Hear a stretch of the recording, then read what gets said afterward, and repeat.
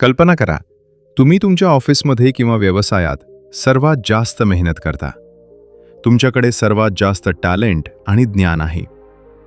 पण जेव्हा प्रमोशनची, मोठी डील मिळवण्याची किंवा बॉसच्या लाडके होण्याची वेळ येते, तेव्हा ती संधी तुमच्यापेक्षा कमी हुशार असणारा पण अत्यंत गोड बोलणारा दुसराच कोणीतरी सहज घेऊन जातो. तो माणूस कामात तुमच्या निम्म्यालाही नसतो, पण तो लोकांची मनं जिंकण्यात पटाईत असतो. तुम्हाला आतून प्रचंड राग येतो, स्वतःची चीड येते. तुमच्याकडे टॅलेंट असूनही केवळ तुम्हाला लोकांशी 2 शब्द आत्मविश्वासानं बोलता येत नाहीत. नवीन लोकांमध्ये गेल्यावर तुम्हाला घाम फुटतो आणि तुमच्या तोंडातून शब्द फुटत नाहीत. म्हणून तुम्ही आयुष्याच्या शर्यतीत मागे पडत आहात. एखाद्या मोठ्या कार्यक्रमात गेल्यावर तुम्ही कोपऱ्यात उभे राहून मोबाईलमध्ये डोकं खुपसून लपण्याचा प्रयत्न करता, कारण अनोळखी लोकांशी संवाद सुरू करण्याची तुम्हाला भयंकर भीती वाटते. मित्रांनो, जर ही तुमची अवस्था असेल तर आजचा हा क्षण तुमचे संपूर्ण आयुष्य कायमचे बदलून टाकणार आहे. स्वागत आहे तुमचं माइंडफुल पेजेस मराठीमध्ये. आजच्या या जगात तुमचे शिक्षण किती झाले आहे किंवा तुमच्याकडे किती टॅलेंट आहे, यापेक्षा तुम्ही लोकांशी कसे बोलता आणि स्वतःला कसे सादर करता यावर तुमचे 90% यश अवलंबून असते. आज आपण लेई लाउंड्स यांनी लिहिलेल्या how to talk to anyone या अत्यंत गाजलेल्या पुस्तकातील अशी काही मानसशास्त्रीय हत्यारे आणि जादुई नियम पाहणार आहोत, जे वापरून तुम्ही कोणत्याही माणसाच्या मेंदूला अक्षरशः हॅक करू शकता. हे नियम जर तुम्ही शिकलात तर जगातला कोणताही माणूस पहिल्याच भेटीत तुमच्याकडे चुंबकासारखा आकर्षित होईल. त्यामुळे आजचा हा अत्यंत महत्त्वाचा आणि तुम्हाला गर्दीवर राज्य करणारा, राजा बनवणारा प्रवास एका जागी शांत बसून आणि एकही सेकंद न सोडता पूर्ण अनुभवा. सर्वात पहिले मानसशास्त्रीय हत्यार आहे थांबून दिलेले हास्य. आपण जेव्हा एखाद्या अनोळखी किंवा महत्त्वाच्या व्यक्तीला भेटतो तेव्हा आपण लगेच एक खोटे, कृत्रिम आणि केवळ कामापुरते हास्य चेहऱ्यावर आणतो. लेखिका सांगतात की असे तात्काळ दिलेले हास्य समोरच्याला एका सेकंदात समजते की ते खोटे आहे.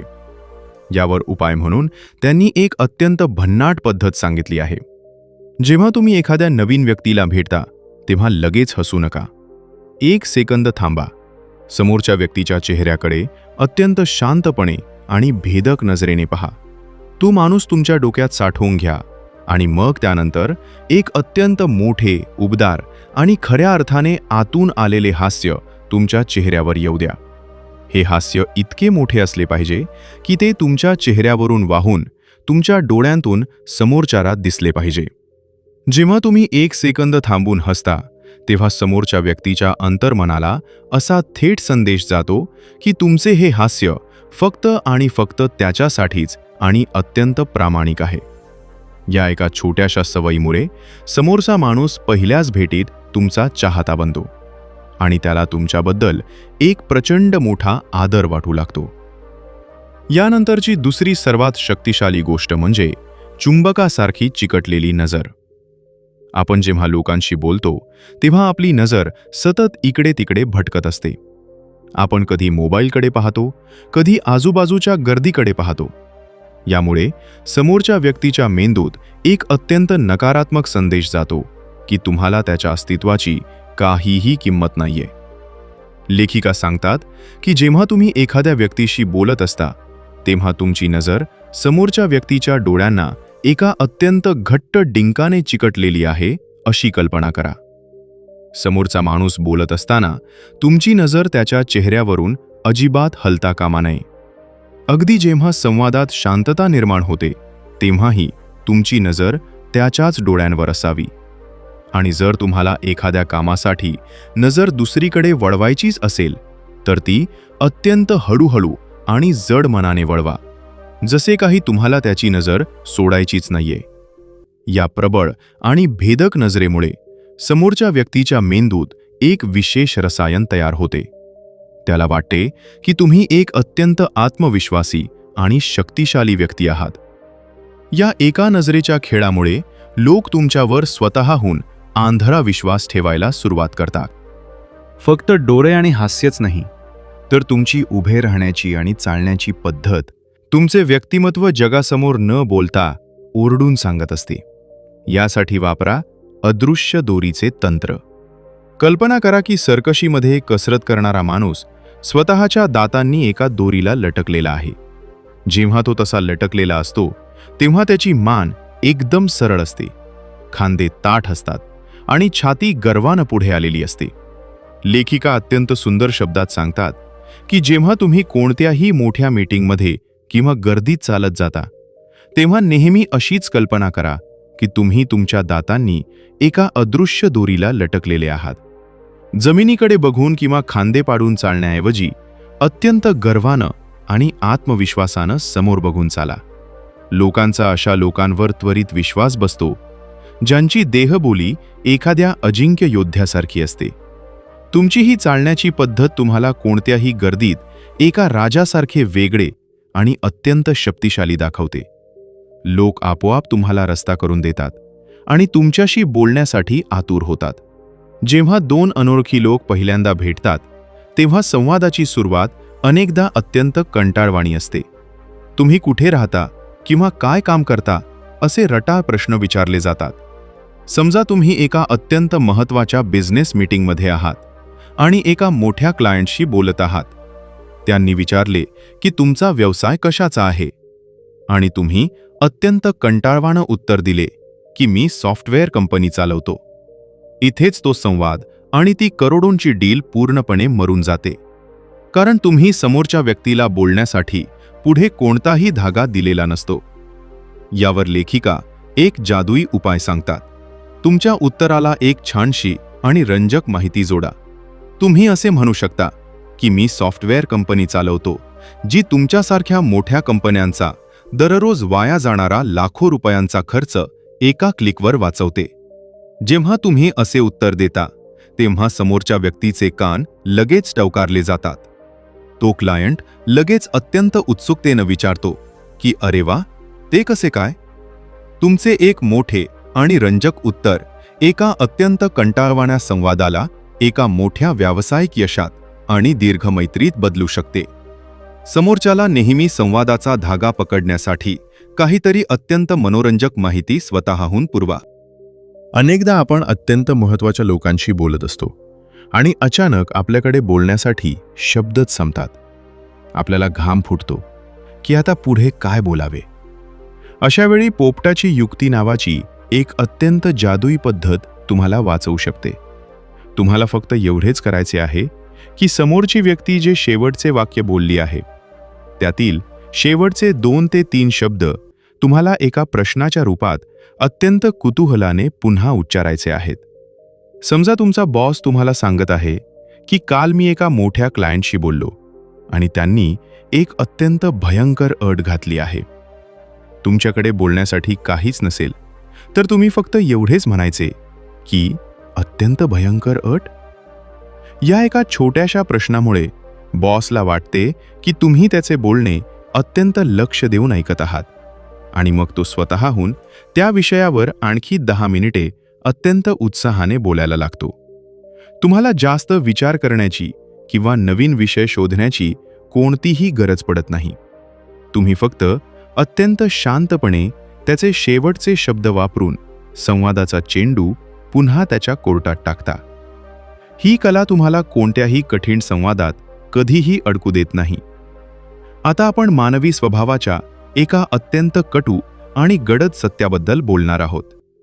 या जगातल्या प्रत्येक माणसाला फक्त आणि फक्त स्वतःच्याच प्रेमात पडण्याची सर्वात मोठी सवय असते. प्रत्येकाला स्वतःचा आवाज सर्वात गोड वाटतो आणि स्वतःचे दुःख सर्वात मोठे वाटते. लोकांना तुमच्या टॅलेंटशी किंवा तुमच्या हुशारीशी काहीही देणे घेणे नसते. त्यांना फक्त स्वतःमध्ये रस असतो. पण आपण नेमके याच्या उलट करतो. आपण जेव्हा लोकांशी बोलतो तेव्हा आपण फक्त मी, माझे आणि मला या 3 शब्दांचाच सर्वात जास्त वापर करून स्वतःचीच टिमकी वाजवत असतो. जेव्हा तुम्ही सतत स्वतःबद्दल बोलता तेव्हा समोरचा माणूस आतून प्रचंड कंटाळतो. जर तुम्हाला लोकांच्या मनावर राज्य करायचे असेल तर संवादात मी या शब्दाचा वापर कायमचा नष्ट करा आणि त्याऐवजी तुम्ही किंवा तुम्हाला या शब्दांचा वापर वाढवा. लोकांना त्यांच्याबद्दल प्रश्न विचारा, त्यांच्या यशाचे रहस्य विचारा. जर तुम्ही समोरच्याला त्याच्याचबद्दल बोलायला लावलेत तर तो माणूस तुम्हाला जगातला सर्वात हुशार आणि चांगला माणूस मानेल.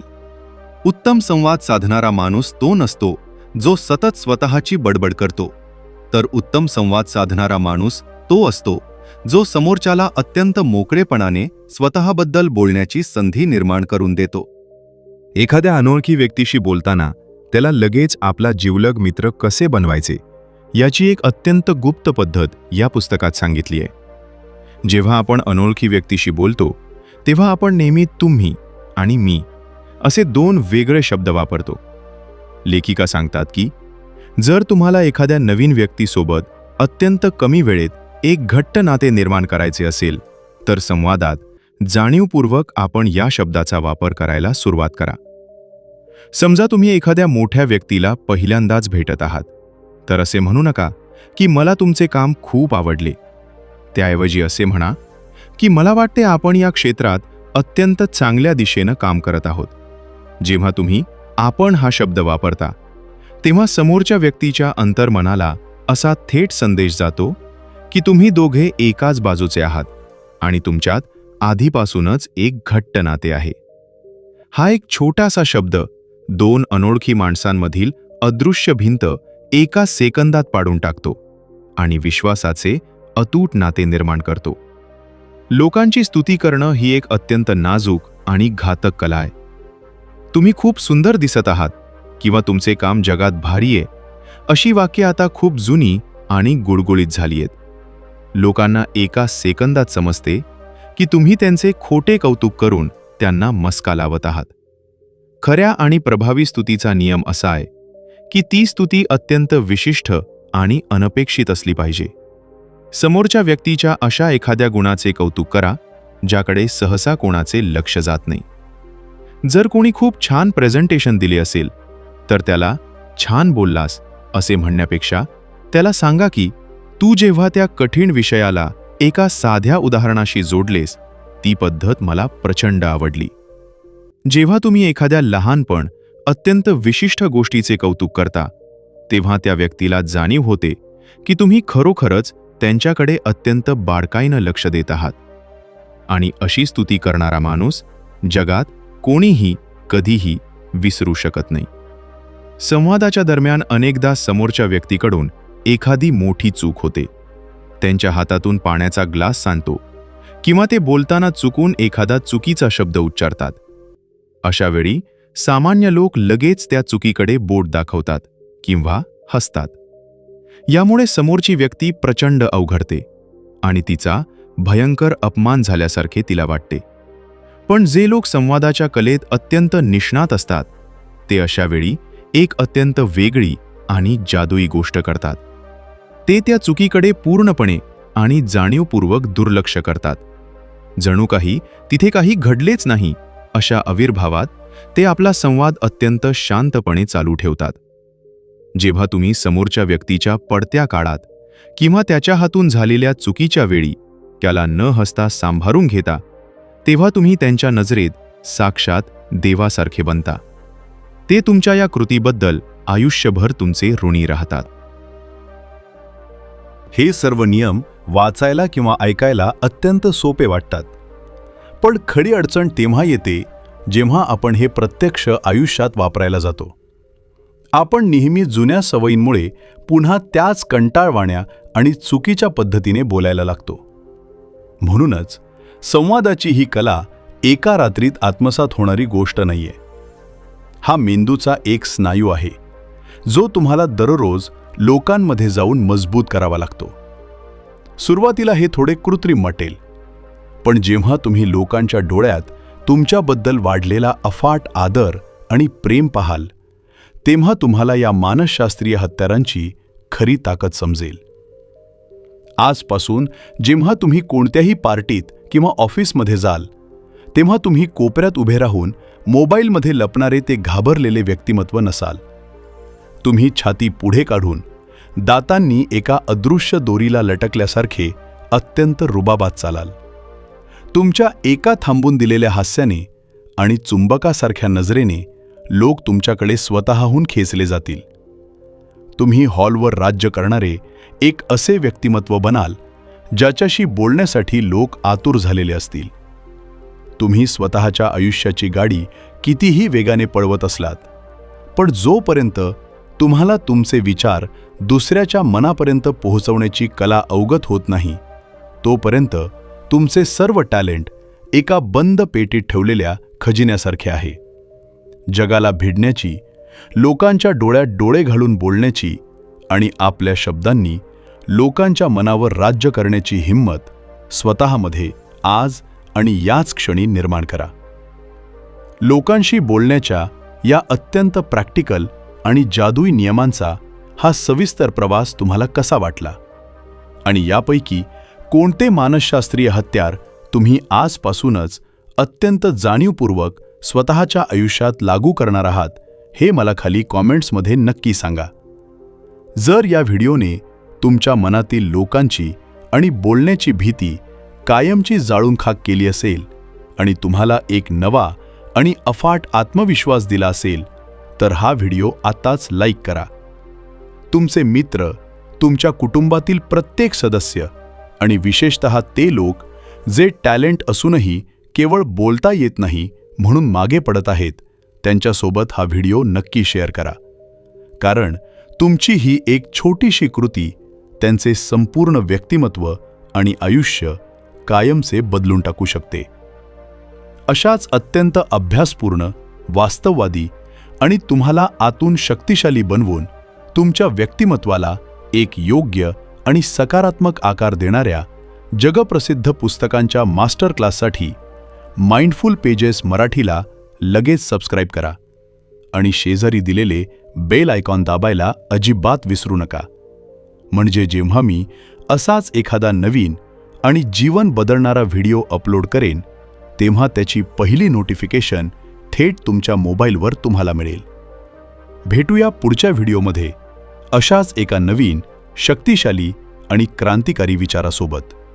तोपर्यंत स्वतःची खूप काळजी घ्या. लोकांच्या डोळ्यात डोळे घालून बोलायला सुरुवात करा आणि स्वतःचे व्यक्तिमत्व घडवण्यासाठी रोज न थांबता अथक मेहनत करत रहा. हा व्हिडिओ शेवटपर्यंत अत्यंत शांत मनाने ऐकल्याबद्दल तुमचे मनापासून खूप खूप धन्यवाद.